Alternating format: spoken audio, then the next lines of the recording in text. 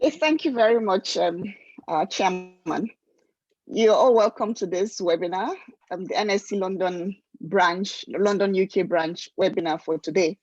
And it's going to be a very interesting webinar indeed. And that's why there are a lot of people who have joined in who have so much experience in the field and have a lot to share during this webinar. We want to set out some ground rules. So please, if everybody could just mute their mics for now, unless if you're going to speak later during question and answer, you want to make a point during the webinar, please, everybody else should just mute their mics for now so that we don't have any interference, outside interference while this webinar is going on. Our chairman is Engineer Bosun, who has earlier welcomed us.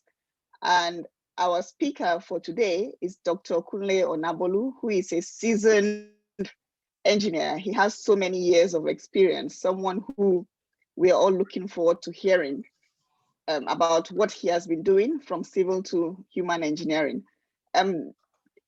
Our chairman has a short welcome address, even though he has said so many welcomes to different people, but at this time he'll just give a brief welcome address to us all. Thank you very much, May, and good afternoon once again. This is a webinar about us transitioning from civil engineering to human engineering. And then I want to use this opportunity to more or less kind of highlight the issues of today, looking at it from the safety moment point of view. You could see that definitely that we are looking forward to going into the mode of someone was talking to me in the office yesterday. He said we are going to the mode of self-destruct. I said, don't be negative. It's not self-destruct. It's self-awareness. I call it self-awareness and independence. Coming July 19th, there's going to be a lot of restrictions taking off regarding the management of COVID-19. However, you can see from the slide that we've been told that there's been an upsurge in terms of cases, number of cases. And well, definitely, as we have the upsurge in number of cases, also we need to know that there's been an upsurge also in the number of people being vaccinated, either for the single dose or for the double dose. One way or the other, there's been a kind of balance. And I believe definitely positively that the worst is over. However, I don't want us to throw cautions to the wind from the safety point of view. We know we are having good weather now, this summertime. People are going back to work. For those who are working, there's going to be an escalated increase in terms of travel. So we need to be very much aware that we are going to be in confined spaces. We know how the tubes are, even in summer, how humid and hot they can be. Coming from work in the afternoon, coupled with this issue of pandemic. So there's need for us to take personal recognition of our safety. When you are in the tube on a hot day, make sure you have ample supply of water with you. Going into the tube, coming from work in the afternoons on a very hot day. And also definitely for those of us who have decided to say, you know what, I'm going to take my accumulated leave, and then we can hit the beaches. Remember, definitely personal safety and security is very, very important in this pandemic moment. So we need to make sure definitely either we go to work or we go to play, we come back home safe to our family. It's very, very important. So we want us to have that behind our minds. And I know some of us have been working from home and working on site, someone like me inclusive. But that does not say we should throw cautions to the wind as well. We need to imbibe the required and mandatory sequence of health precautions in terms of face masks, washing our hands, and then definitely keeping safe distance. And I believe definitely we are all in together and we are going to pull through by the grace of God. And also, I need to let us know that NSE London branch, NSE London UK branch, we have been going through a phase of integrating ourselves into the community. Like we said, a year, we've been going through a series of webinars. Now it's action time. action time. We've done the talk. Now we want to walk the walk. And I want to say, I've been so blessed by a wonderful and formidable team of executives. Everyone is pulling more than their weight in the team. And we are beginning to see a lot of collaborations coming between London branch and other people, mostly in Nigeria.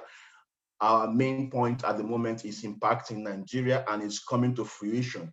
So we let you know more details as everything is panned out as it is.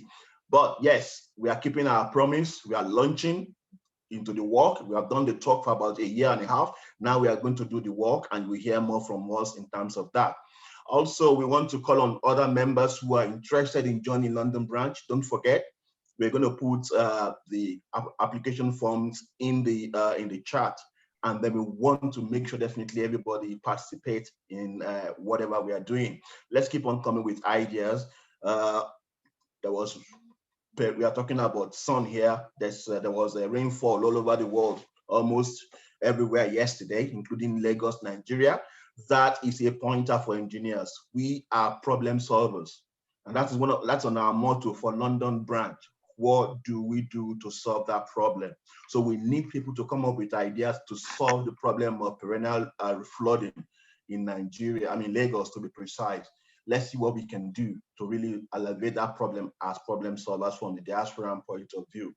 Last but not the least, I want to say welcome to everyone I must have missed on behalf of London branch. I'm talking about any representation from maybe the NSE headquarters, talking about branch chairman, Dr. Obooks, Dr. Adediran, you are welcome.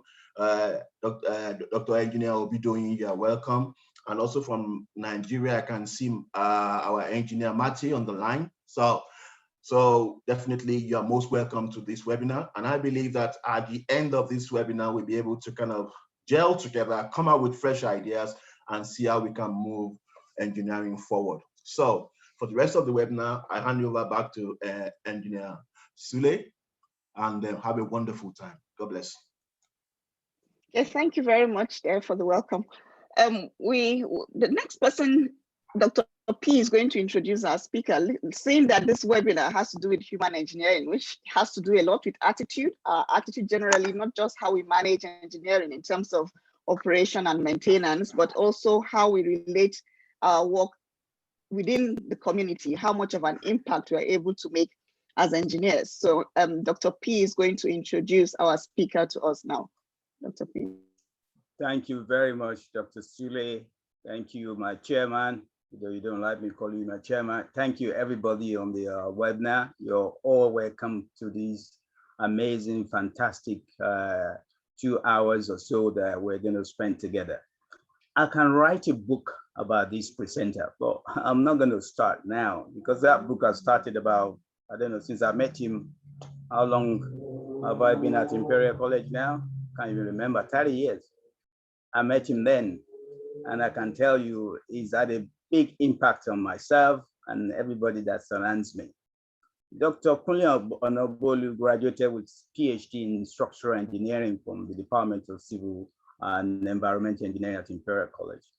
His work experience span academia, research, building materials, manufacturing, research and development, and various consultancy. I'm not even going to mention these human engineering that he's going to talk about today, because he is currently the founder, or he is the founder, CEO, director, or guy at the top of African Child Trust, acronym ACT. For those of you that know Bible, there's a book that's called ACT, and I believe that's where ACT comes from. He has been the trustee of this charity since its form in 1999. For my little introduction, which a lot of you don't know, and I think Dr. Onabolu knows it, and I'm going to say that now. When I applied for my first job, or my second job after graduating to Imperial College, the guy that advertised the job, the professor, I applied, he selected me for the interview. And then there were 2 other candidates internally within Imperial College that also applied. And in those days, scrub my back, I scrub your back. So they tend to appoint people within the university to do anything because they know their capability already. So when I came in, this professor interviewed me and two other people, and one of them was a beautiful woman.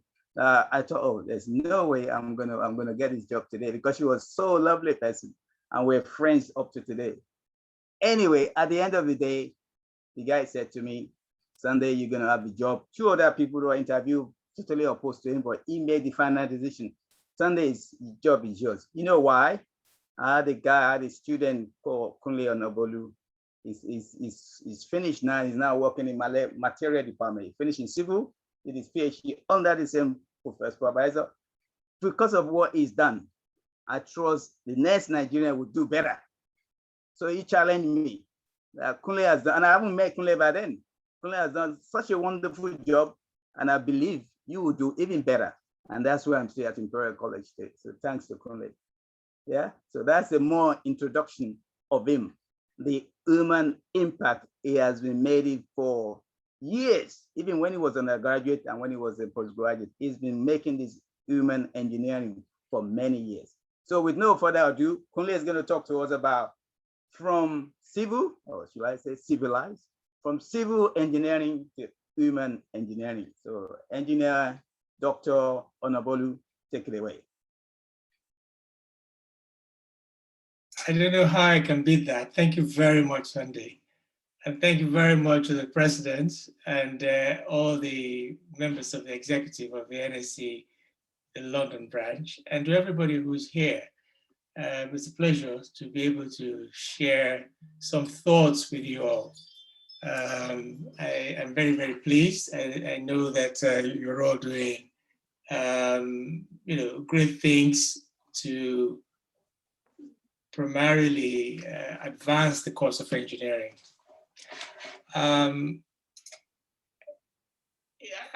Going straight to my talk, the word engineering derives from the Latin word engineer. Hold on, sir. You can share your screen once you're ready. I've made you a co-host. Oh, I'm not presenting anything. I'm just going to talk. Oh, that's fine. That's good. Yeah, yes, okay. I'm just going to talk. That's good. Okay. I was saying that the word engineering derives from the Latin engineer, which translates into English as the word ingenuity. So engineering is the art of ingenuity that changes a situation for the better, particularly when it is for the benefit of humankind. Now, let me quickly say this, that, and particularly for the benefit of any students, if there are any. I think we're all professionals here. But my definition here is not what you'll find in an engineering textbook. But if you think of it logically and think of it philosophically, the definition is primarily what engineering is really about. It's ingenuity, is the art of changing a situation for the better. And particularly when it's for the benefit of humankind. I like to stress that because there are certain engineering developments and products that haven't really been to human benefit. An example, of course, would be the nuclear bombs and atomic bombs, which are now more of threats to our human development, guns and all whatnot. But in general, engineering is a profession for good. It's all about changing a situation.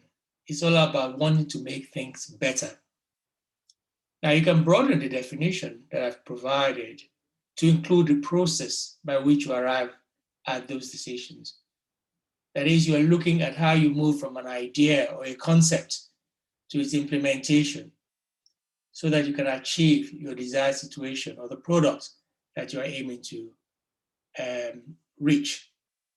So whatever you are aiming to change, engineering is just that, the ability to go through a process, your ideas, to implement them and bring about change in the situation.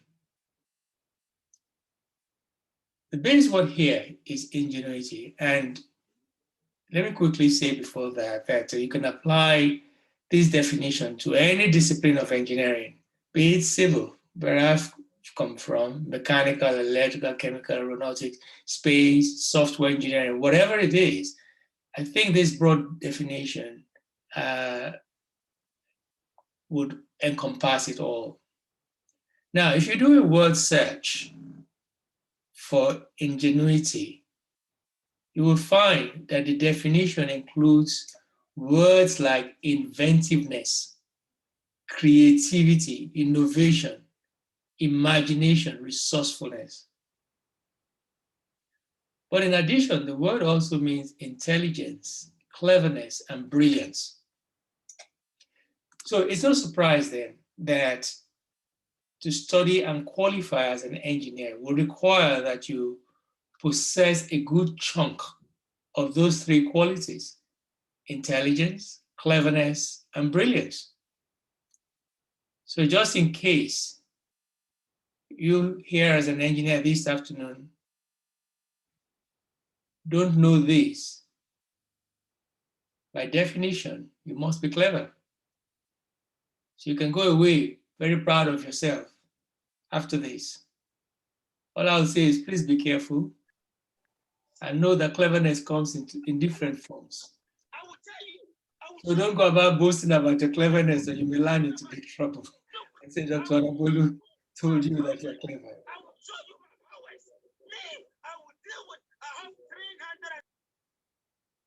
It's a fact, though, that you will need to have the ability to think logically to study engineering.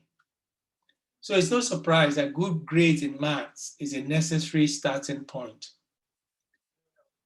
It is unlikely that a person who does not have the fundamental foundation of mathematical thinking can end up being a successful engineer. It is possible, but very unlikely. So how does all this relate to the topic of this talk, from civil to human engineering? Well, civil engineering we know. So what is human engineering? And the answer lies in the definition of engineering that I gave at the start of this talk. It's that act of ingenuity that can change a situation for the better. But it has to lie within a human being. That act of ingenuity has to be domiciled in a person. I know that today, your Amazon, Alexa, Jane, Max, whatever your home robot is called, can be very clever. They will play whatever music you ask them to play. They can speak in different languages. They can do a lot of things, which is great. But remember this, they have no brains themselves. They are using the brains of a human being to perform the clever functions that they produce. Ingenuity is domiciled in a person, in a human being. It's not in the machine. And therein lies the crux of the matter, really. It is a human brain, yours and mine, as engineers, that produces ingenuity, that produces the change that can be applied for the benefit of humankind. You see, much of the time, the change we create comes in a physical form as engineers. Our final products are often inanimate: a bridge, a house, a factory building, the space shuttle, a huge chemical facility. We send exploratory crafts to planet Mars. There are some crafts sitting on that Mars at the moment. We build the synchrotron, the synchrotron electron accelerator to bombard particles to give us an idea of how creation was made, if ever we can ever find out how. In a more subtle way, we provide potable water. We drill for oil at unimaginable ocean depths in very hostile environments. Fire engineering, safety, sanitation for humankind, and I can go on and on. The various improvements in health in the most underdeveloped areas of the world, and so on and so forth. These are the brilliant outputs from the engineering thinking. And it's all sophisticated stuff we engineers can do. Very sophisticated stuff. If you put all this to our non-engineering minded friends, if you break it down to them, they will sit up and hopefully they will say, hey guys, respect. With over hearts to you, engineers are using ingenuity to do great things. Look all around us, our comfortable environments. These are all the work of engineering. And so there's a lot for engineers to be proud about. But you know what? You can also exercise this ingenuity, this ability to demonstrate an innate cleverness and intelligence. You can only do it if you have the opportunity to do so. You can't know how clever you are if you don't go to school to learn, to be tested, for your intelligence to be tested, to be able to demonstrate the knowledge by applying it. As I said, ingenuity is domiciled in the human person, but that human person needs to have a good start, needs to have exposure to the opportunity to recognize what is within them. You weren't born and in your stomach you decided that you're going to be an engineer. No, it was nurtured out of you. It started by going to school, to a primary school, passing your exams, your teachers noting your ability, the areas of strength that you have. Then you begin to get exposed to higher levels of knowledge, which takes you to secondary school, to higher education, universities, polytechnics, institutes, and all the various areas where you can learn and test your prowess and show your cleverness and intelligence. Ultimately, it leads to the professional qualifications that you and I have that gives us the insignia engineer behind our names, chartered members of various institutes. I dare say that this is the expected route for each person who wants to reach their potential in life. But just look at it from another standpoint. For a person whose start in life provides them with no such access, if they are excluded, if they have no voice, they then become otherwise forgotten. They are hidden away in their own societies,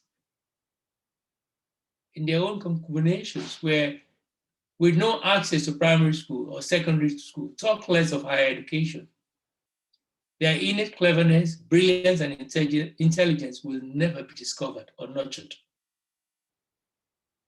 That life will be hindered from reaching its full potential. And that's a waste. What a waste for the world.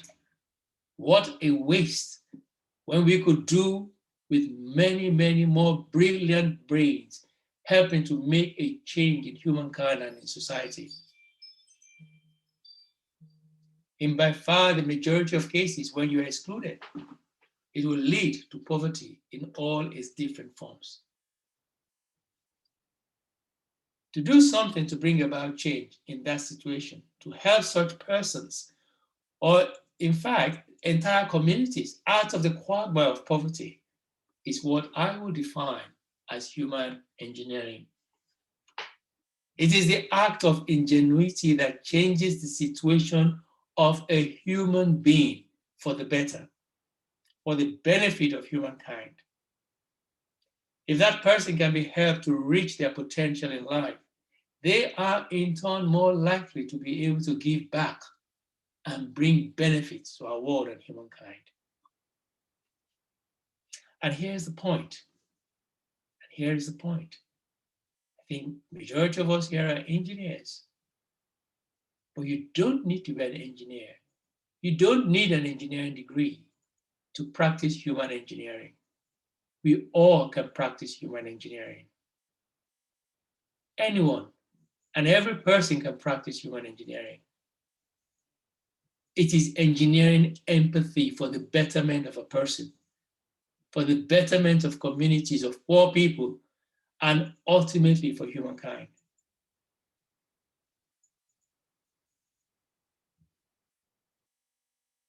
The sad part of things is that these communities of poverty, they are bound around us like a huge sea. You just go onto United Nations website. In fact, just go on Google and Google the population of the world and how many lie in poverty. It's estimated that 2 billion people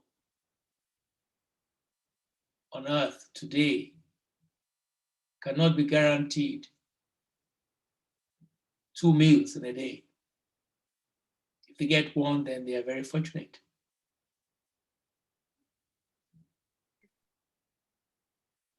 We don't have to look too far. This talk is to the Nigerian Society of Engineers in the London area in the UK. There are many people in Nigeria who can benefit from human engineering, human ingenuity. And then if you just look across Africa, millions more can benefit, millions more. So as I said at the start of this talk, it is more of a philosophical talk than a technical talk. You can hear technical talks every day. You live it in your work areas. But it's not all the time that we're able to exercise deeper thoughts beyond that, which we use professionally and in our workplaces. And that's why I thought, when I was asked, should I be talking about my work in research and development, the North Sea, my work in producing patents in the area of materials development, my work working as a consultant on projects around the world. I thought, well, all of those are good. My training has provided me the opportunity, but perhaps something much deeper would be a better talk to people who already know all these things anyway. So you're wondering, I would imagine, what's led this guy into this path of thinking? It's a good question if you're asking that in your thoughts. A talk such as this would be meaningless without me sharing a personal experience. And that's why I'm happy to exercise my role, not as the CEO of KO Project Solutions that has done quite a number of engineering things, but as the director of the African Child Trust. And you can read more about the African Child Trust on the website. Just Google africanchildtrust.org.uk and you'll find our website there. Now, let me say this. You see, as a child, I grew up and as a young man with big ambitions for my life. But of course, when you were 6, 7, 8, 9, 10, 12, 13, even up to 20, you have all these big ambitions, and quite often you go, if you're driven, you will go on to fulfill them. But to be engaged in a charitable activity, to work for one, let alone set up one, was certainly not one of my ambitions at all. Never featured in my thoughts. But I must say that coming into the Christian faith has played a huge role, and it's been an inspiration for me to consider a change of direction that has led to the African Child Trust. The African Child Trust currently works in 8 African countries. We work, in Nigeria, in Burkina Faso. We're present in Uganda, in Kenya, Tanzania, Zambia, Malawi, Democratic Republic of Congo. And it's been going on now in our 23rd year. That opportunity to do this work has exposed me to a much wider and a much broader issue of what I am describing as human engineering.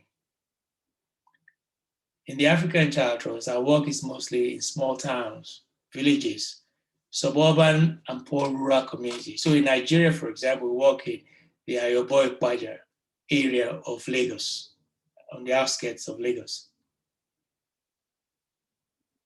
In all my years in Nigeria before I came to the UK, before I got involved in the work of art, I have to say to my shame that I never heard of Ayobo-Ipaja. Never mind visiting it. Later on, it was described to me as the road to Agege. But even then, I really couldn't conceive of it until I became involved and I started visiting in the area. If you drive along the roads in this traffic sense, you may not see the deeper inner. In fact, you can't. You just see a multitude and a mass of people around the streets and on the roads. A typical busy Lagos, suburban area. Heavy vehicles, the Okada people and all whatnot. But what you can see is the human deprivation that is well behind it. In fact, it is the largest. Ayobo-Ipaja is the largest local government area in Lagos and the most populated local government area in Nigeria in terms of its density. And there you will see, if you look, if you dare to find out, immense poverty behind the facade that you see on the roads. In fact, the road itself is not a facade anyway. You can see the poverty on the road, but you can see the death and the deprivation even more. And it used to surprise me. I mean, Nigeria is one thing where we at least able to provide free primary education to a degree, and nothing is ever free, as you know. But if you go to other parts of Africa, the deprivation and the poverty in these similar communities and even poorer villages is just very, very large. And it used to surprise me when I go and visit and talk to these poor parents and their children, asking the children, what would you, like we all do. You talk to a 13-year-old, perhaps not yet in school, or already in school, but struggling through primary school. What would you like to be in the future? What's your dream? And there is no dream. How can there be a dream when they have no clue what is possible? The word engineer, gosh, it doesn't exist in their vocabulary. Even doctors, they don't know. What they know are nurses. Why don't they know about doctors? Because to see a doctor, you have to go to the city. The people who come to provide care in the little health centers are the nurses. So you hear the girl say, I'd like to be a nurse. You ask the guy, he's struggling to think what to be. It's not that he's not clever. It's not that he doesn't have an ability. It's simply that he doesn't know. He has no clue. For many of you, I'm sure you can't imagine it. You can't imagine it because it's just not imaginable. We all grew up. No matter our state of economic affair in our homes, but there were things we knew. There were people we knew who had these professional backgrounds. Cast the thoughts for those who have no clue. All they know is that little village. And that little village is deprived. There's no road, there's no clinic. They have the schools packed to the brim. Schools with 200 people in a classroom. There are no desks. In some places, you have to buy your desk. But that's an aside. By the age of 7, I knew I wanted to be an engineer.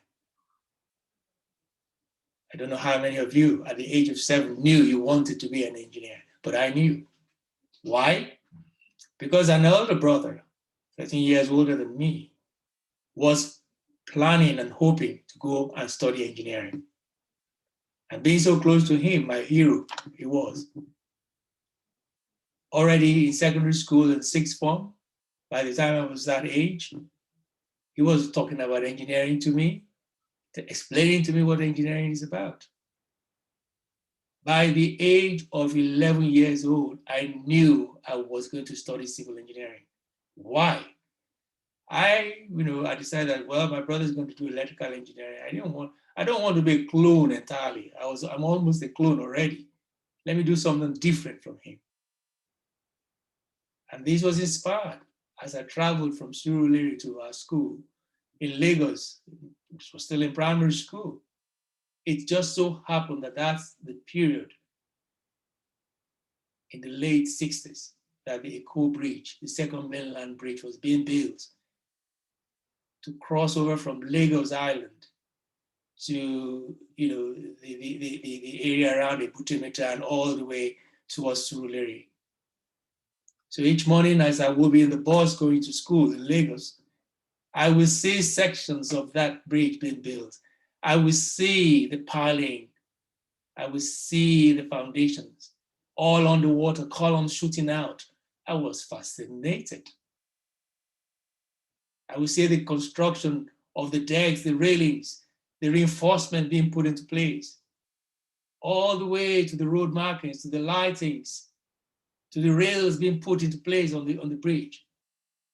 It sealed for me that civil structural engineering would be my career. And that's at the age of 10, 11. That already began to nurture in my mind. My brother had been telling me, you need to do maths to be able to do that. So automatically going into school and having such a desire, whether I had it innately or not, I don't know, but I was determined that I must be good in maths. And so I was. Give a thought to that young boy in the village of Nyezerera in Malawi, or in Kagera region in Tanzania, living in his village. He's never gone out of it. There is not a single road. How is he able to dream of being a civil engineer? He's never been to the biggest town, Bukoba, which is a small, Bukoba is like going to a small town in Nigeria. And that's the biggest town around. Never mind Dar es Salaam, which is 2,000 kilometers away. Where's the opportunity for that child to be exposed? Where's the opportunity? So I went through primary school, secondary school, already determined to be an engineer. By the time I was in my, starting the sixth form, I was already working. I knew what civil engineering was. So qualifying as a civil engineer in Nigeria, getting a job at Shell, sent out to Port Harcourt to work on the fields. I was familiar, but even then, I felt in my mind that yes, I know what civil engineering is. I'm already practicing. I've got the qualifications, but am I a good engineer? So that's where I was. My challenge was, am I a good engineer? I kind of didn't feel that everything I learned has put me into that level, which is why I aspired to a master's degree, which is why I ended up at Imperial College and got a master's degree and a PhD degree. You see, which is why even as I completed a PhD, working on concrete for offshore structural use in deep sea, I was doing work that led me into materials investigation, which is why the Department of Materials across the road from us at Civil invited me to come and work. I, mind you, being a Nigerian, they applied for my work permit, even in the days when it was in the early 80s, when under Mrs. Thatcher, almost impossible to get a work permit because there was a system. You give the jobs first to the people in the UK, then you give it to the people in Europe. Then you have the Americans and the Australians. We from Africa were bottom of the ladder. But at Imperial College, they get a work permit for you just like that because it's Imperial College. Which is why when Redland came calling, a person who had students who had finished in the Department of Materials had joined them. They were looking for a senior research engineer. He suggested they contacted me. And that's how I ended up in Redland. At the time, Redland was the largest engineering materials manufacturing company in the world, in the whole wide world. They were in every continent. I worked at the R&D department, which is why when they were taken over by Lafarge, I continued working in that area, leading to becoming coming to the director level. This is why I was able to set up KO Project Solutions more than 25 years ago, going on my own, working on projects across the world using the knowledge that I'd gained, including working on the Nigerian rehabilitation at the in the mid 2020s.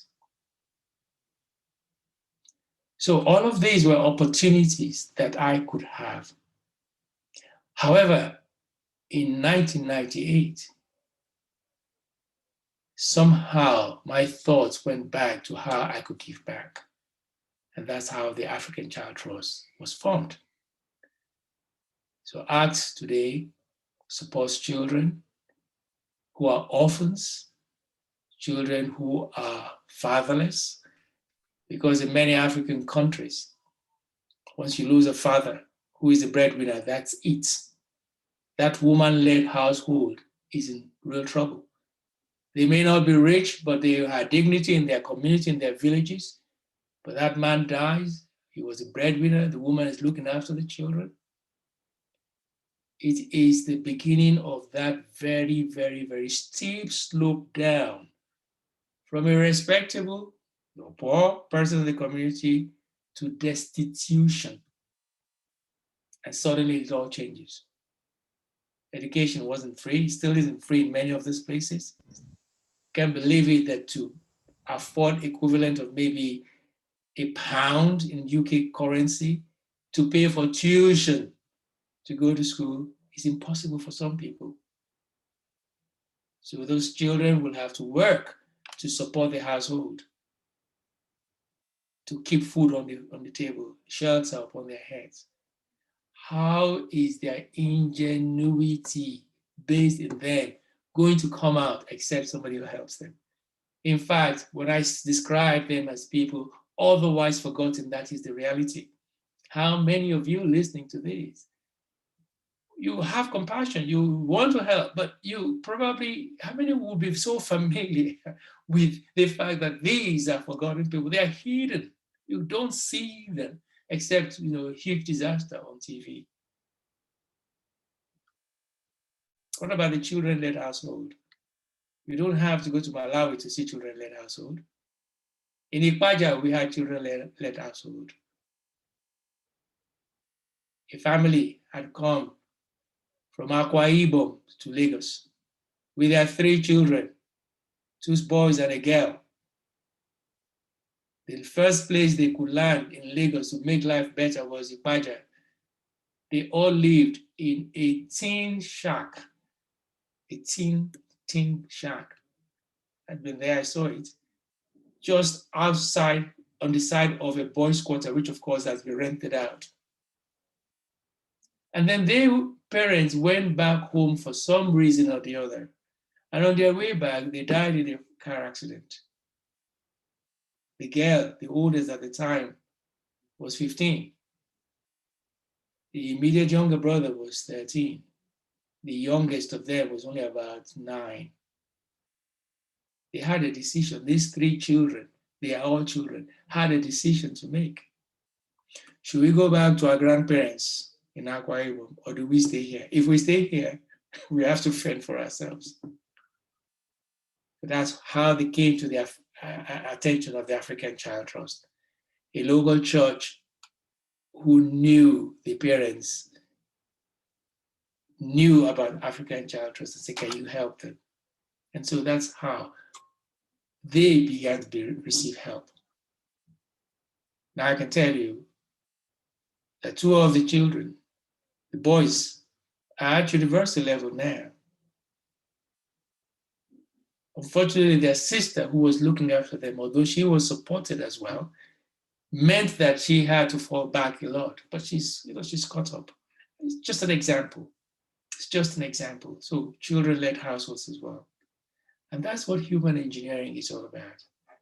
It's all about how we can use that ingenuity, which we apply to inanimate things, to bring about great changes to humankind. But the greatest change that is required of us is those children, it's that widow, it's that woman in that women-led household who, without help,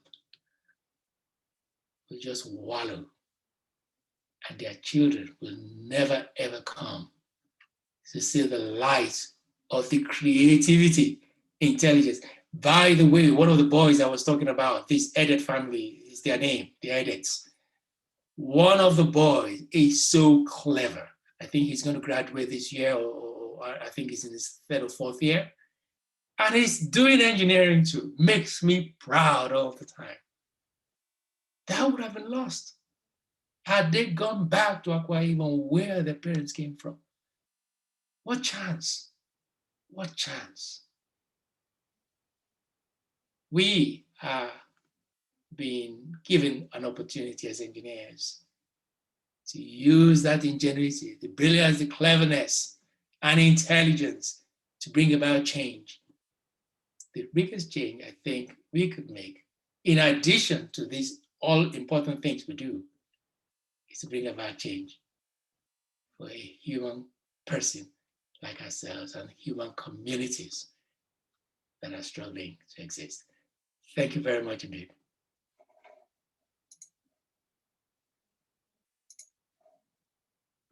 So I pass on to the president. Thank you. Thank you very much, Dr. Onabolu. That has been the most inspiring and challenging talk that I've listened to in a long, long while. You really inspired us. You have challenged us about the deprivation around us. It's interesting because we so often live in our own bubbles without knowing exactly what is going on around.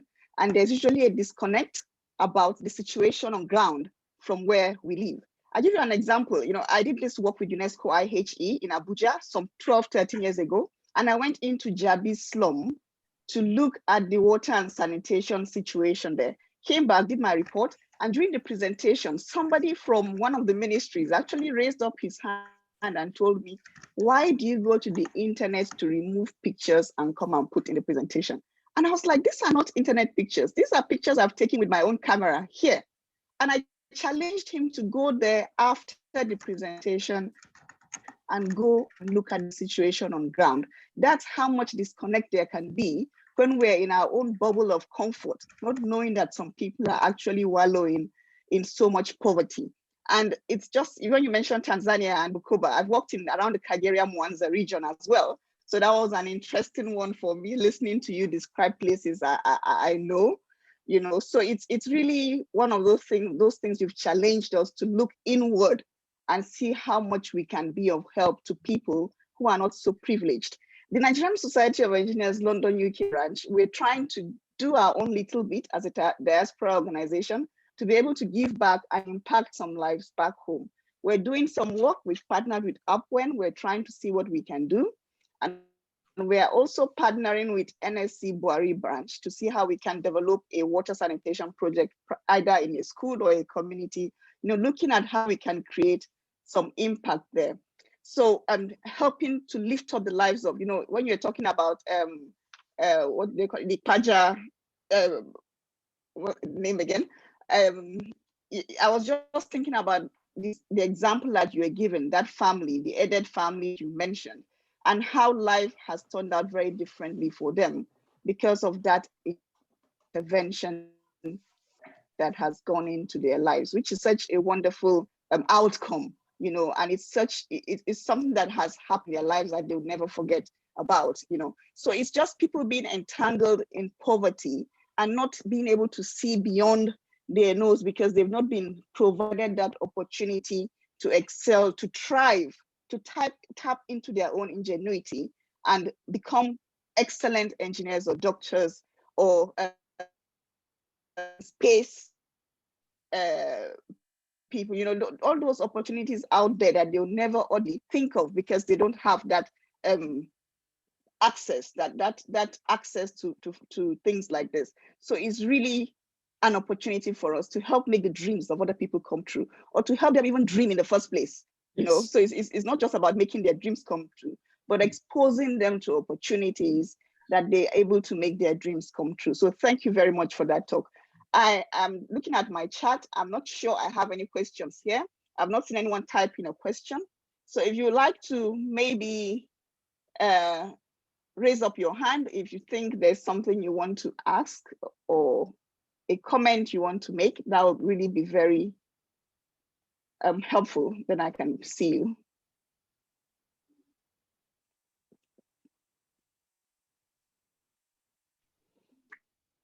Yeah, we have Engineer Ibitoye. Go ahead, unmute yourself, please, and ask your question. Thank you so much. Mine is not actually a question. Number one, I want to appreciate Dr. Onabolu for the wonderful presentation. And secondly is that I've just mentioned it now about collaboration with other people, other sectors, most especially Apwen and Buhari branch, like you have mentioned. Though I'm not really surprised about what London branch is doing, because when you have someone like Dr. P, who from the day of the inauguration has been doing fantastically well with the Nigerian Center of Engineers, because I was live and direct at the inauguration ceremony in London. So I got to know Dr. P very well from that moment. And I remember I told the then president, I said, oh, I think this man is going to be a keyless engineer. He's not going to use key and he's going to drive the branch very well. And then we had only London branch. There was no Manchester and there was no Scotland, Glasgow. But I remember this our very good friend from Manchester was there. And that was the moment that he said he would like to do something. And from what you have said and what the lecturer has said today,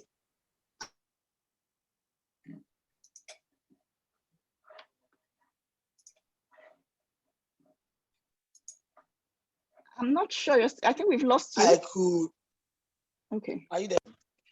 Yes. Yes, we can The hear you maintenance now. culture, especially in this part of the world. Maintenance culture, especially in this part of the world, as Nigeria is very low. In fact, I can even say it is zero.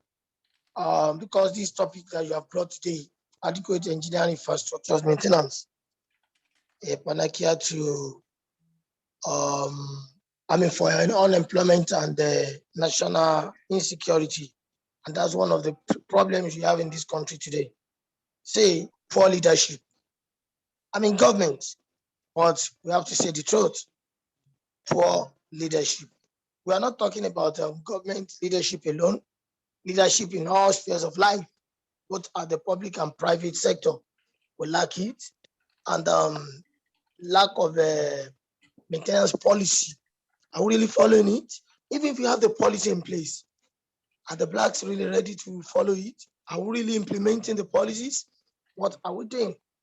And our attitudinal problem, the way people behave, reactions and actions to so many things, are we really ready to change? Some people behave, I'm sorry to say this, they don't behave like human beings.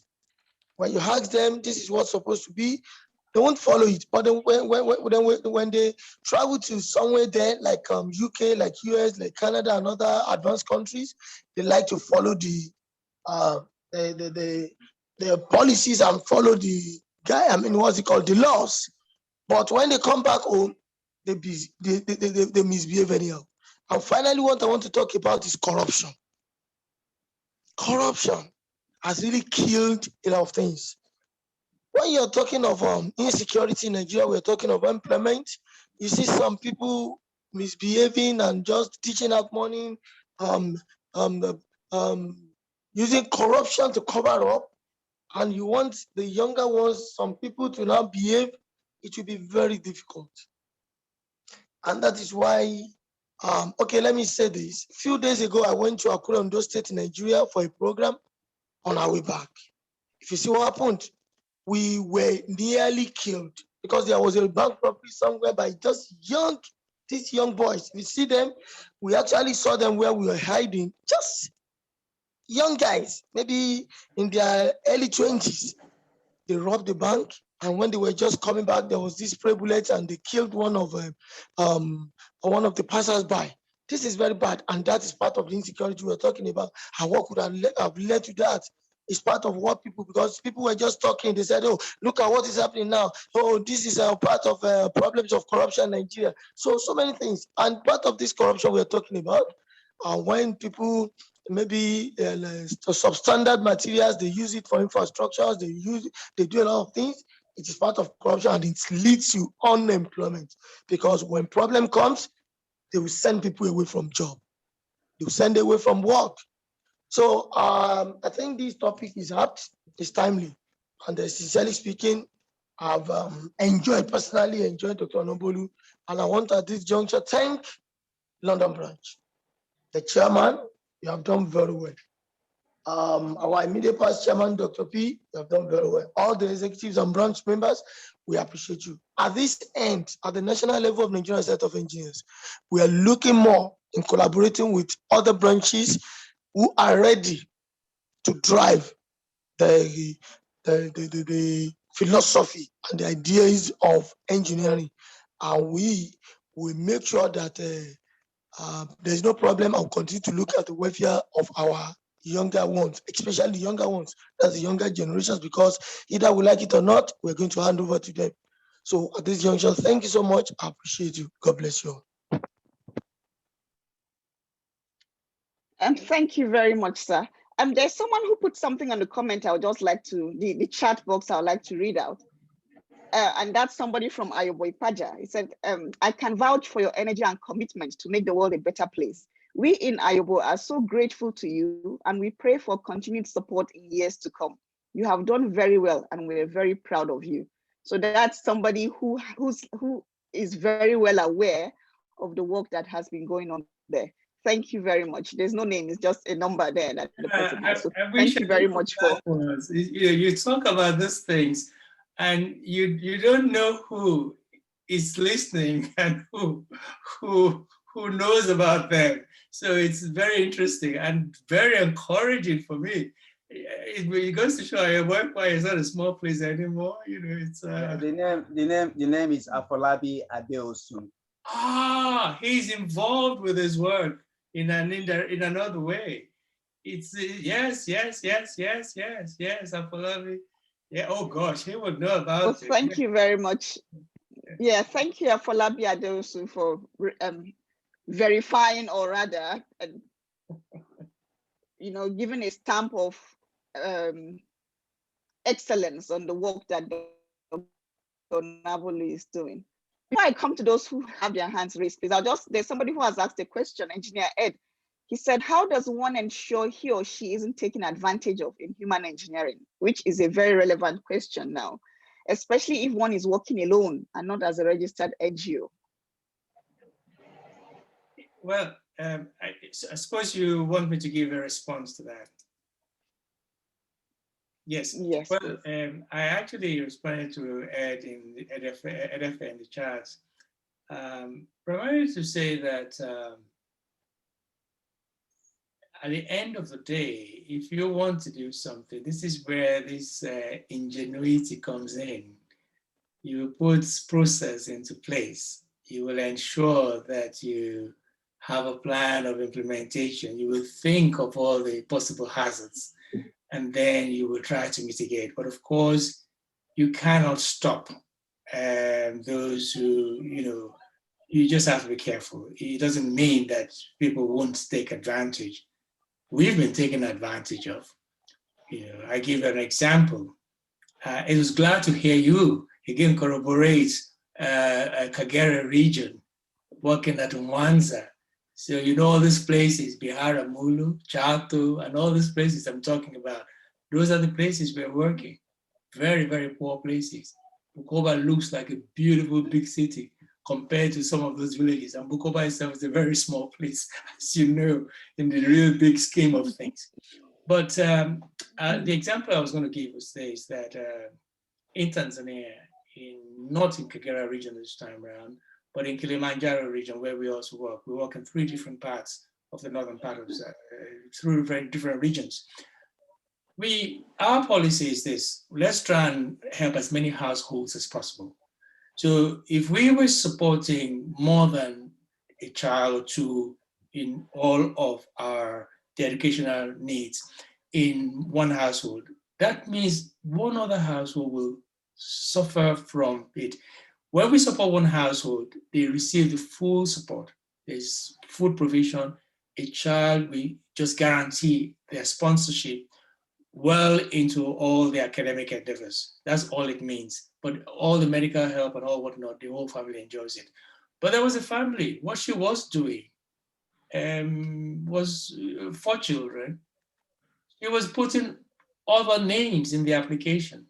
So the names could not be corroborated with her. Clearly, she got away with it because our partner, who we're working with, we work with local partners, must have either known or I'm not sure. But later on we discovered that in effect, she put all her 4 children. Now she confessed it herself much, much later when all those children had finished. So to NFA, you can't stop people who want to use other forms of cleverness to do what it is. It's hard. You can do all you can. But that's the reason why I said, as engineers, we should be very proud of ourselves. We are brilliant. We are intelligent. We should go about, but we should be very careful not to boast too much about it, because somebody else has other types of cleverness which they can use to defeat our goodness. But it shouldn't stop you. You should just go ahead and do what it is you want to do. Thank you. Okay, thank you very much. Engineer Chinedu, please unmute yourself and ask your question.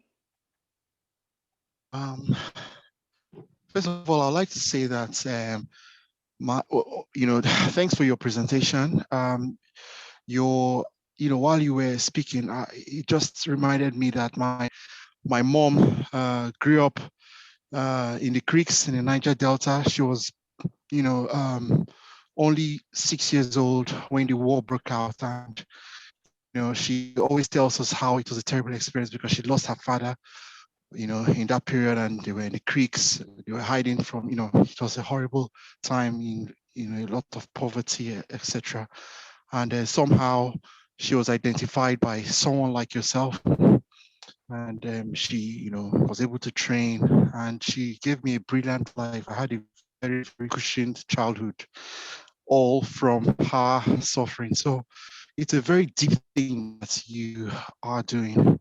But the question I have is, when you talk about human engineering and how your your work, when you identify problems, how do you prioritize or categorize them and then assign funds, and how do you manage it? How do you go about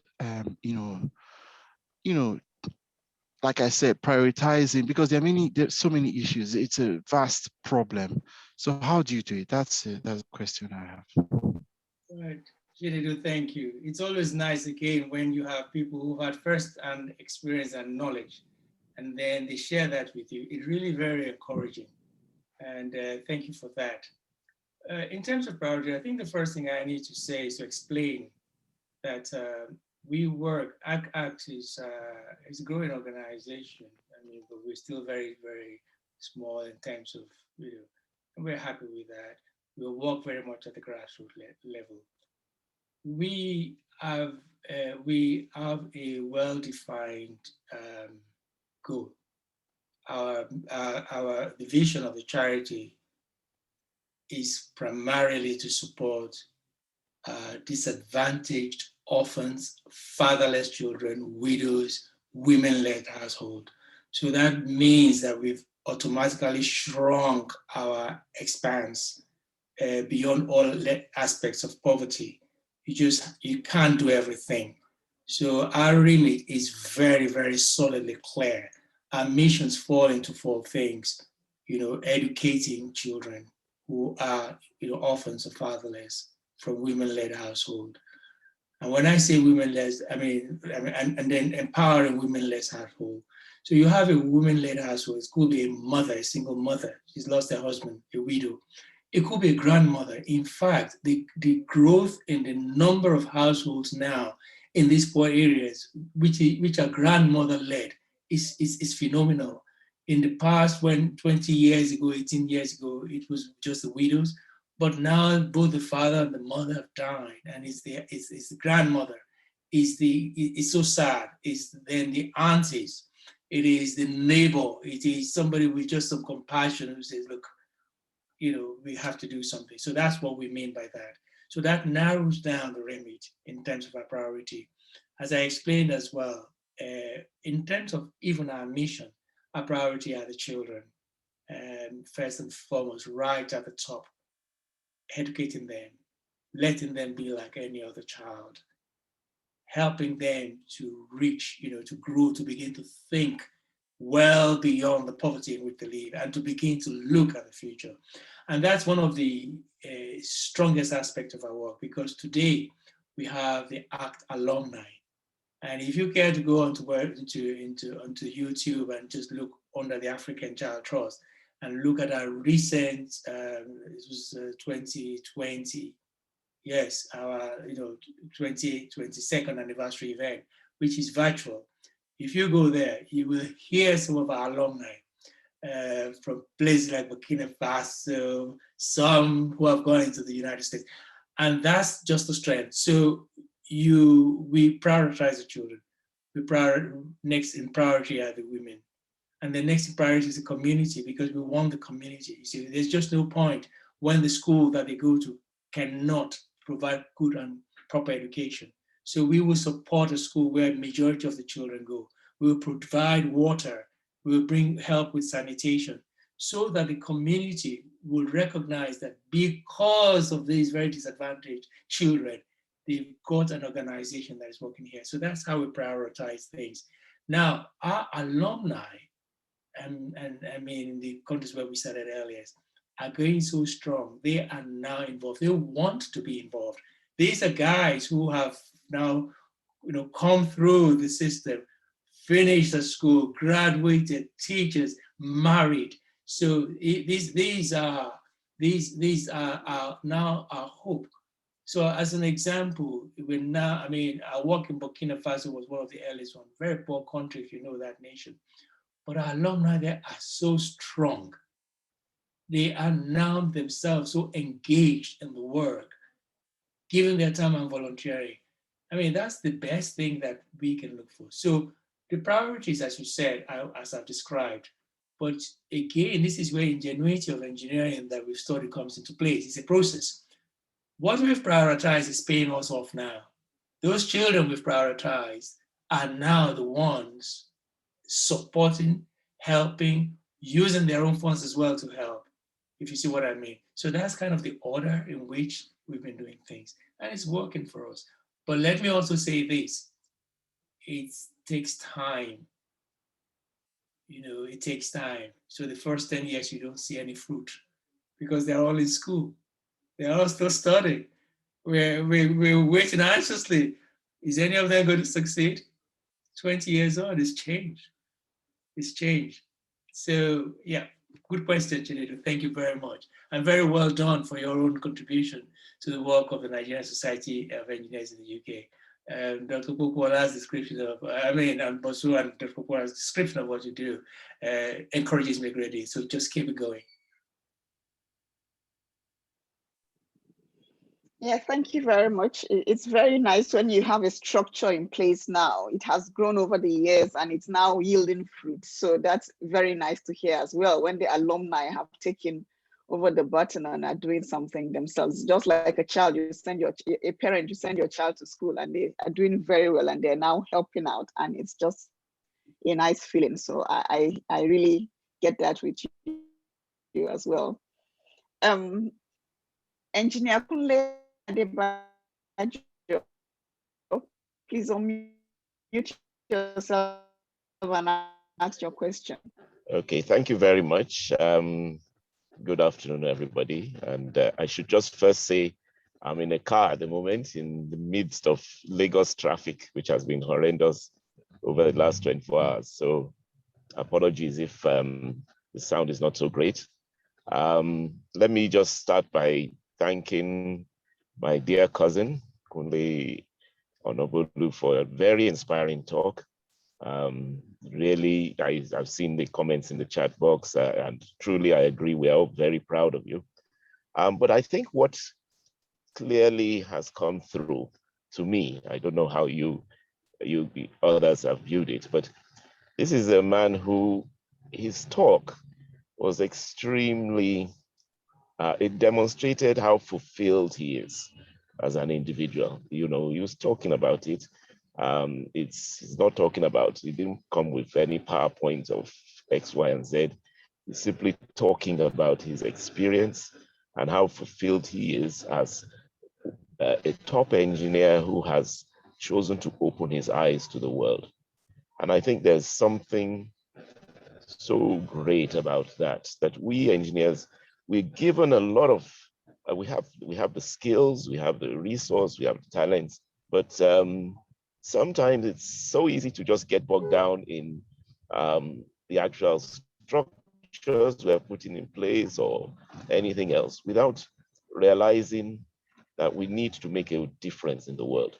And of course, we're better to make a difference than Africa, which is, you know, despite its great richness in resources, our individuals, the gap between the rich and the poor is so huge.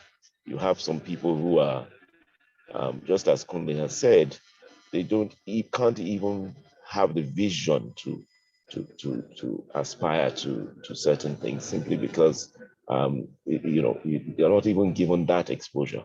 So I want to say, I fortunately I should for disclosure's sake, I should also say that I had caught the vision, and I've been working with ACT Nigeria, and I am already deriving some of that fulfillment that I'm not sure it comes in my voice as well as it did with Kunle's own. He is a man who looks really well satisfied, having done so much, and kudos to you. Let me ask a question though, just for you know, for completeness of it, and say, if we talk about engineering and making a difference in the world, what would you say to an engineer who says, well, let me just give my money, vis-a-vis or versus somebody who says, let me try and actually put that ingenuity that you talked about, the engineering aspect, into it? Would one not be a faster tracked method and maybe make it more impact or not? So I'll just throw that in really more for the sake of discussion than anything else. Thank you very much. And once again, very, very proud of you. Thank you very much, Kunle. As he said, he's my cousin, so there's no need hiding around the bush. He's a very close cousin of mine, a man I love very much. And you know, he heard about the work. We invited him to see what we were doing in Ikwaja. He's just taken on the mantle. It's a key part of the work that's going on in Ikwaja. So really, you know, Kunle, thank you so much for that. Regarding your question, you know what? You know, I don't like to use this Nigerian phrase, but it's a reality. So there are many ways to skin a cat. And in this society where cats are some of the most loved creature, somebody here might quickly report me to the MSPCC that I said just keep a cat, but I don't mean it literally. What I'm trying to say simply is this: each individual knows where the shoe hurts or where the shoe fits. For this person who thinks, look, I make a lot of money, and let me give it. They're doing a fantastic thing by doing that. Hopefully, as they give, and they are being told and hearing what they're giving is doing, they take even more interest. Or the person who says, I want to do, fantastic, simply because they are the biggest help you get. We are volunteer-led. For the work we do here in the UK, we have very little staff. We actually have only 2 paid staff. The rest of people, our finance officer is being a volunteer for 12 years, unpaid. She puts our accounts on the charity commissions. So we are using interns, university graduates, or undergraduates who do our communications work. People are giving in different ways, and that's what it's all about. So you can give them what you can do and participate. What is needful more than anything else, I would say, is this: is that consciousness that, you know what, I can do something too. I can, no matter how small. The fact that you make that decision, for me, is the biggest decision. Thanks. Yeah. Okay, thank you very much there. And just like you have said, people volunteer. So I was going through the website by the side here, and I can see there are opportunities for volunteering. So if somebody wants to do something, you don't have to give money. You can also volunteer your time, your energy towards the work that they're doing. Is there, I can't find any other hand that is up. Does anybody else want to? Okay, yes, sir, Dr. Kunle. Yeah, just wanted to make a comment, especially as I'm talking to the engineering group here. I've heard, mentions, I think, I can't remember who did mention it. The areas of projects we do are areas that really we would appreciate more support. So I'll give you an example. I talked about our work in this, small place. Well, I didn't talk about this particular one, but in Malawi, a school of 4,000, a primary school of 4,000 children, about half of them roughly, girls. They have 14 pit latrines, 14. There are 6 for girls, 3 for the teachers, the staff, and 5 for the boys. The boys is a bush area, and here's the area. The boys can go into the bush, but where do the girls go? There is no water. There is no water. So our kind of project will be, how do you make the quality of education as good for the girls? If a girl is having a menstrual period and there is no water, what will they do? They stay home. If you stay home a week in a month, that means 25% of your academic year you've missed. And then you are surprised that these girls are dropping out of school, not finishing primary school. They're not even going to secondary school. Now, Malawi is notorious for the fact that by the age of 18, more than 60% of the girls are already married or having children. And put it in perspective, 90% or 87%, they say, of people in Malawi live in rural community. So if you don't help that school, your effort with all those children, number of girls that you're training, will be lost, simply because the system itself and the infrastructure or lack of it has finished them. So I'm putting this across to us engineering people that there are ways in which you might be able to, that's the ingenuity. You might come across and say, let's support. If you want to go to do, fine, it's one thing else. And I know creative futures. Dr. Popola is doing fantastic things, helping young engineers, young people to come into engineering. Fantastic work. So it's not just me, whatever it is. You know, Dr. P himself is doing huge work. But it's those type of things that can make a significant difference. Another school where in Kenya this time in Webuye, you know, a huge school too, 2,000 or so students, but there's no water. The kids have to go to the river on their way to school. So they're carrying little water that's not clean. We've now been able to put water from the mains into the school, just from the, built pipes. Using the local people, they were also proud. Of course, they diverted some into their homes. Thankfully, fantastic. But it means those kids don't have to go to the river to go and drink water that is not good. They have water to wash their hands in school. It's those little things that as engineers, we can do. And if you come across and say, well, look, these are some ideas, these are some thoughts, could we work with you on it at African Child Trust? We'll be delighted. Thank you. So I pass back over to you, May. Thank you. Yes, thank you very much. I was the one that did, I did mention the washing schools thing that we're thinking about with Buhari branch, NSE Buhari branch. And I think you've just kind of made it very, you finalized, you've put the nail on the final nail for us here, because we're trying to finalize what we would do. So I believe NSE Impact, UK London Impact Committee, we should go with washing schools. Dr. Kunle has put his stamp of approval on it. So that's where we will go now. We will decide our final decision. My chair, Engineer Bosun, washing schools for Buhari. No argument there. Thank you very much, Doctor. I just want to I want to say one thing regarding that. And okay, just a quick one, Dr. May. It's so wonderful to see you smiling whenever things like that have been happening.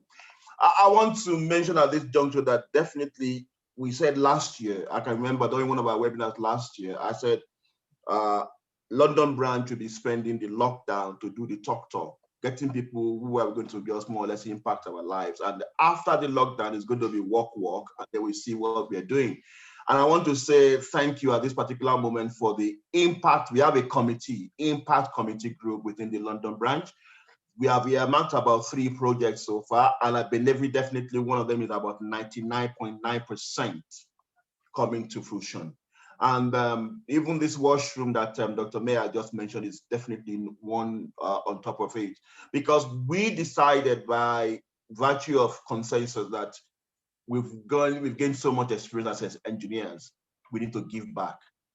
And that's what we are doing so far. And definitely, as this is coming on board, definitely, I want to say that London branch will be having further talks with African Child, and then the impact committee definitely will be looking at it as we go on. Thank you so much for that. Over to you, Dr. May.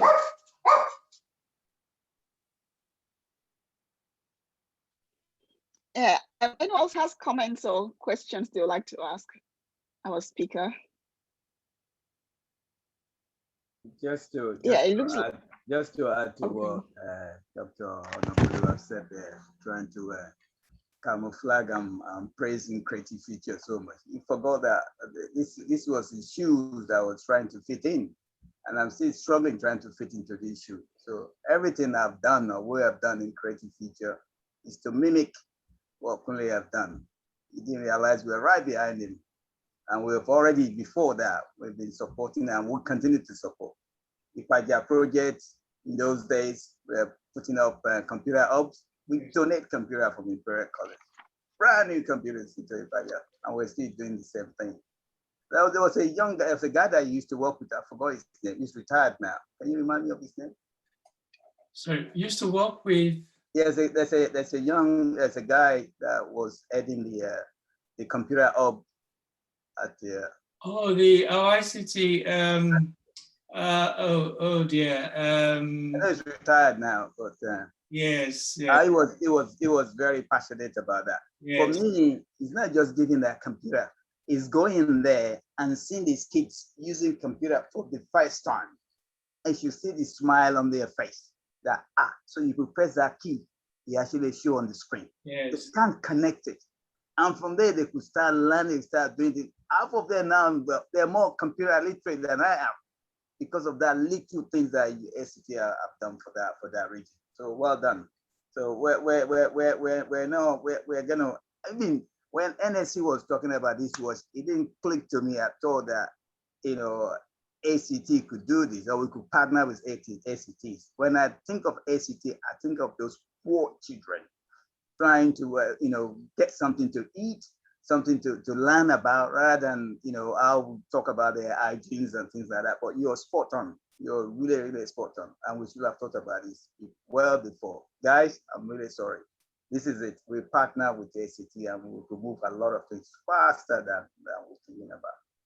So thank you. Thank you. Thank you, Dr. P. And I could see the president of APWIN on board. I don't know if you want to say a word, Engineer Adelade. If you're not tired from your program this morning. Well, thank you, Dr. Pokola. Well, I'm not tired, just that I wasn't paying attention from the beginning. It was just toward the end. But I'm glad that at least I joined the meeting for a while, and I'm seeing Dr. Mesule for the first time. You know, even though I'm supposed to have known her for a while, but I'm just surprised she's a dark person. I imagine she'll be a fair complexion person or thereabouts. And I just want to appreciate you and your team for the great work you are doing, and the speaker also for touching the heart of so many issues that we have bothering us. Thank you so much. Thank you. Thank you. Thank you. So if we don't have any more questions or comments, I really would like to thank our speaker. I see that the president of APWIN wasn't saying what I really wanted her to do. Can you just say a bit about the project we're doing with them in terms of the girls in technical education and to help us raise funds? We need funds. So let's spread it out to these people, these millionaires on the platform to start chin. But we need this fund by the end of this month to get this project running. So we have collaborated with, or we're partnering with APWIN. You all know who APWIN is. If you don't, let me just explain who they are. They're the Association of Professional Women Engineers in Nigeria. They are the umbrella body of all the female engineers in Nigeria. So whether it's mechanical or civil or electrical or environmental, as long as you're a female and you're an engineer in the NSE, you belong to APWIN. So that's who they are. They have been doing a lot of work. They've done awesome, created so much impact, fantastic work. And at the moment, they are encouraging girls to go into school by providing scholarships to girls. And that is one of the projects that we have partnered with them in Kwara State. We intend to sponsor 10 girls through secondary education. They are in a technical college already, and that's in terms of engineering or technology craftsmanship. And that is we're going to launch the program in August, and APWIN are partnering with us in that respect. They're going to provide on-ground support. They're going to look to mentor these girls, and we are going to also help contribute in that direction. But the main thing here is we are providing the bulk of the funds in terms of the scholarship, and we are soliciting for funds at this time. If anyone has extra money that they're not going to, you can decide not to have a cup of tea or coffee, or not to have that takeaway, that Nigerian takeaway meal. You know, those Nigerian takeaway meals tend to cost so much in the UK. So if you're going to forfeit one of those Nigerian takeaway meals and just donate to this cause, that will really be very helpful to us, and we'll be very grateful for that. And if you have other people who we can solicit for funds from, who will be very sympathetic to our cause, this is bringing out the girl child specifically. These are girls that we are sponsoring, And the girl child is very, you educate a girl, you've educated the whole nation, because you've been able to uplift the whole nation out of poverty once girls are educated. It breaks the cycle of poverty tremendously. You will not believe the impact that has when a girl is educated. So especially when a girl is educated in engineering, we've heard how the ingenuity of engineering from our speaker today, the cleverness, the brilliance, the inventiveness of engineers. So once girls are in engineering, they're able to do tremendously well. And we're really, really looking forward to watching these girls grow as we help them out.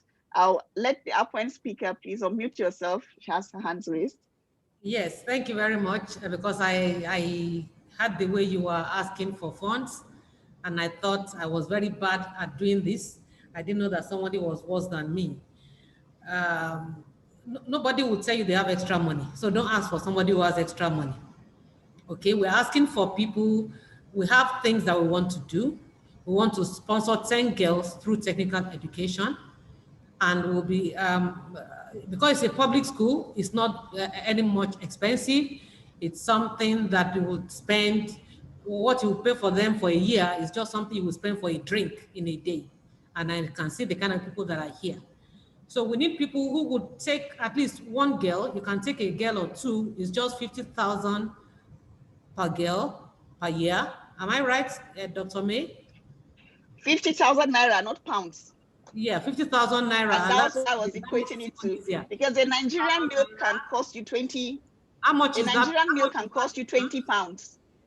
Okay, is that 20 pounds? 50,000. Yeah, that's about, not 50,000 naira is about, let's say 70 pounds. Okay. So now a Nigerian meal takeaway in the UK can cost you 20 pounds just for yourself. Okay. So that's why I'm equating it to, you can forfeit your Nigerian meal and give the money instead. If you want to do takeaway with Nigerian meals. You can choose to sponsor 2 girls. You know, it's going to make our life much easier. But we need you to look into this, and then one day you'll be able to say, I sponsor, one girl will be able to say, NSE London helped me through this, and your name will be in that. We would like you to please do that. Thank you. Thank you very much. Usually in the UK, when you're raising funds, you try to make people understand the value of what they're doing in terms of if it's a meal you're forfeiting, how that will help. So that was why I was relating it to that meal. If you want to order for food here now in a Nigerian restaurant, I guarantee you spend about 20 pounds to get a nice meal with a drink.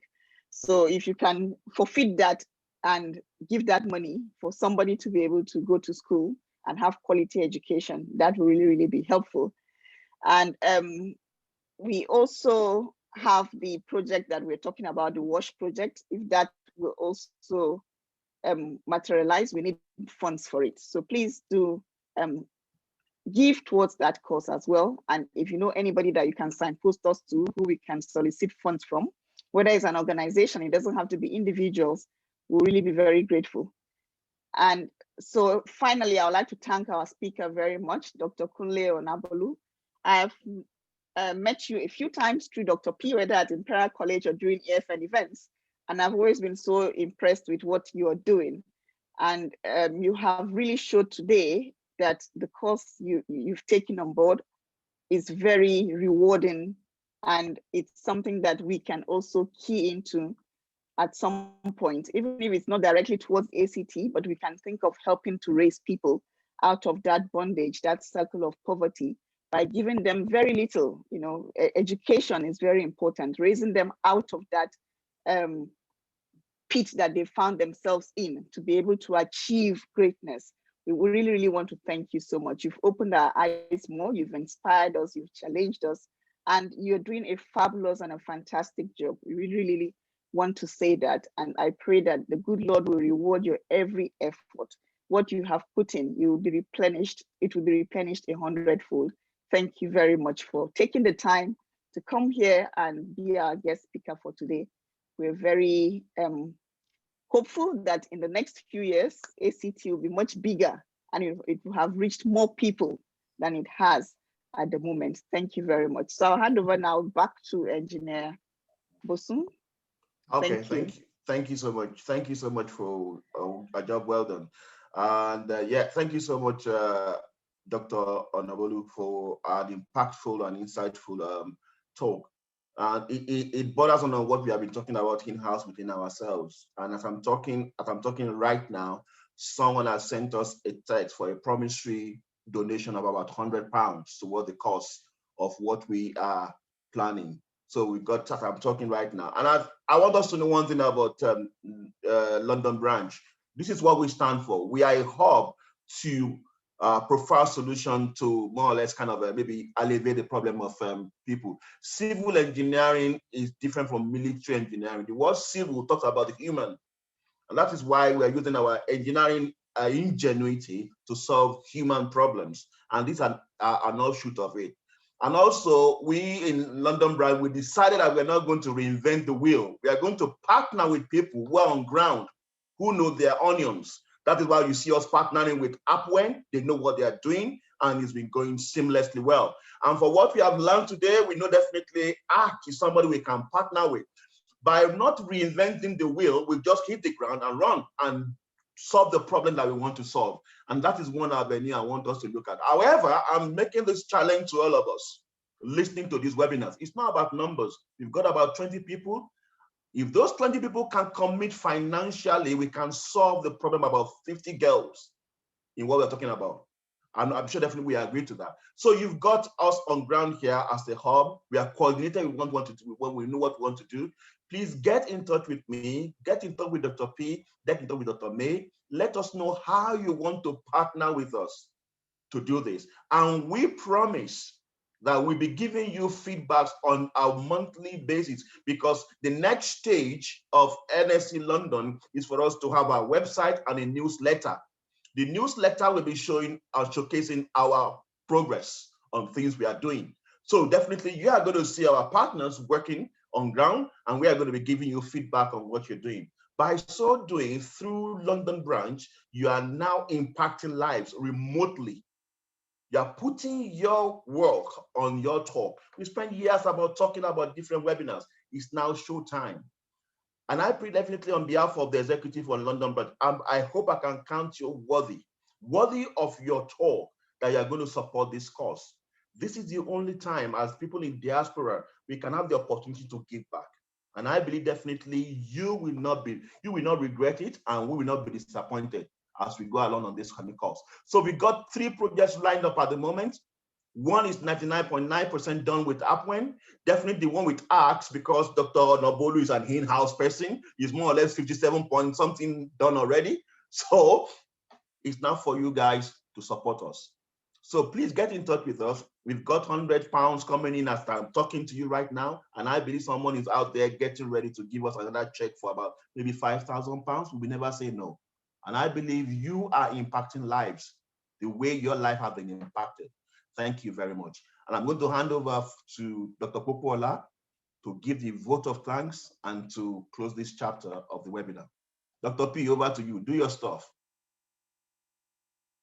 Can I be what you've just done there? You and Engineer Fulola, you've raised thousands of pounds already. I can't beat anything more than that, but I think I'm going to just thank my brother, my mentor, as I've said the story I told you before, without Kunle, I wouldn't be at Imperial College today. It's the legacy that he has put down that is supporting my 2 feet as I am now. Even though the professor that supervised both of us have retired, I am still there. And Kunle could walk into Imperial College any day. Actually, he did a presentation a couple of months ago. And so far, that presentation is the one that has attracted the most number of people within the college during lockdown to actually come and listen to an alumni. Over 200 people came into that webinar, and they're still talking about it today. So thank you very much, Kunle. But today you've taken us to what I didn't realize before, the definition of an engineer. After we just provide solutions, clean water, lights, and all these things. But you say we're full of ingenuity. We're very, creative. We can imagine so much. We're very intelligent. We're resourceful. We're clever. These are all the things I actually noticed in our point meeting this morning. And I didn't think it was actually a general engineering thing. So thank you very much. I'm going to be using some of these words in my next speech, whether you like it or not, without your permission. So thank you for highlighting this to us. And thank you for answering all those questions so beautifully that it feels as if all of us should give up the technical part of engineering and do this human engineering, which is more fulfilling. You wake up in the morning, you feel good. Yes, I've achieved something. I've touched some life, and that's what you do without having to worry about anything at all. So thank you. We're glad that you accept this invitation, and you've made a damn good job of it. So thank you, bro. Thank you. Thanks. Yeah, and then to just follow up on what we're gonna do next, next 2 weeks time, we have another presentation. We've been doing this thing so often now. Every 2 weeks, we have this webinar, and the next one is gonna be by a young guy called Ayo Alaka. He's a technologist, I will call him, rather than engineer. He's a technologist, and he works in various ways in terms of innovations, engineering innovation, or even product innovation. That's his line of work. And he's going to be talking to us about teaching design and technology to develop link between education and industry in the UK relative to Nigeria. The courses I do at Imperial College, or should I say any project I do at Imperial College, if it doesn't have industrial connections or application, you won't see me there. I will not write a paper that says, oh, let's just look at this possibility of this and that. That paper or that research must have instant application in industry. Otherwise, forget it. I'll be wasting my time. I won't feel good about it. So this is what Ayo Alaka is going to be talking about. How does this, design technology development, the link between academia, what you come to learn in university, how does that link to industry? We want to be getting students out of academia already thinking how they're going to set up their employment, rather than having to rely on the government to give them a job. They're already thinking of products or things that they could fire and just go and start. And this is what that is going to be. And that's going to be on the 31st of July, the last day of this month. It's a Saturday. So please come along as usual at 2 o'clock. We're going to have another fantastic event. So engineers, ladies and gentlemen, thank you very much for coming. We really appreciate you. Dr. Onabolu, you're the man. Thank you.